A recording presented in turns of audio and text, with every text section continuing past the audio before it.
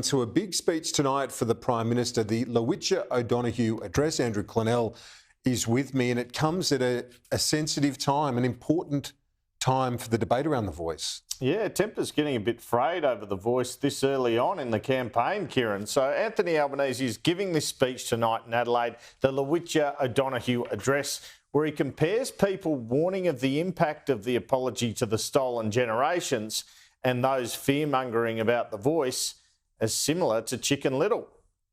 So run for your lives! Everyone run for cover! SOS! Mayday! Mayday! Code red! Duck and cover! You're all in danger! Run for cover! Run for your lives! Chicken Little! What is it? What's going on? The sky is falling! The sky is falling! The sky is falling! Are you crazy? the sky is falling, says Chicken Little. So this is what Anthony Albanese will say tonight.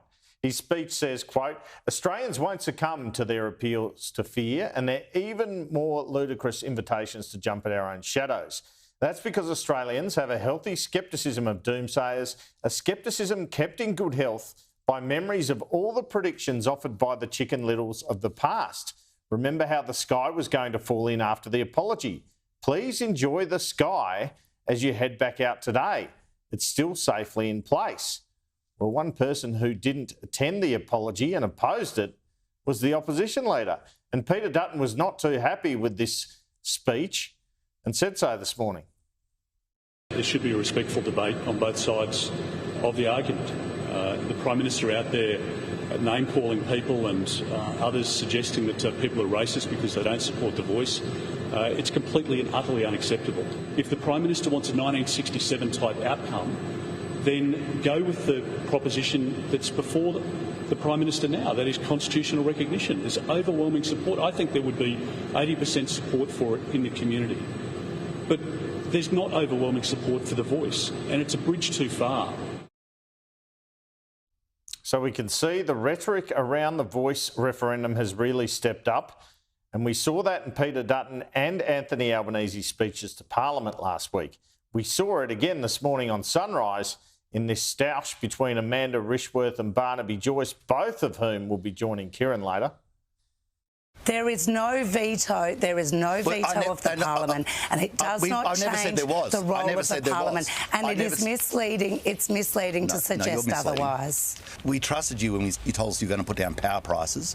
We trusted you when you said you were going to bring down interest rates. We trusted you when you said Barnaby, we're talking about this one. Barnaby, we could get a string of stuff you guys did. Now, it's an interesting strategy in this speech by Anthony Albanese to muscle up on this. He needs to be careful. Some Australians will not respond well to being lectured, and that can be used against the PM by his political opponents. This was my discussion with the PM at the Lodge in January. This referendum could define your Prime Ministership, couldn't it? Win or lose. This isn't about me, Andrew. But if you put this up and it fails, doesn't that set back reconciliation? I mean, it's a pivotal... I mean, it would also weaken your Prime Ministership, surely. It's not about me. But it would. People are concerned that if it fails, it will set back the cause of reconciliation. What do you think? Well, quite clearly, if it is not successful, then that will be difficult. Well, here was the West Australian newspaper today. In a critical state for the yes or no vote, the paper appears to lend some support to the voice concept. Albanese is optimistic in this speech about the referendum result, despite the polls tightening. This is what he'll say tonight. He'll say, who do we want to be when we wake up the morning after this referendum? I believe we will rise with a stronger sense of ourselves, a great nation that has dared to become greater, not just to ourselves, but to the world. And I believe we will. Not because I'm innately an optimist, but because of who we have shown ourselves to be. So, quite the speech, quite the line in the sand there tonight from the Prime Minister in Adelaide. Yeah.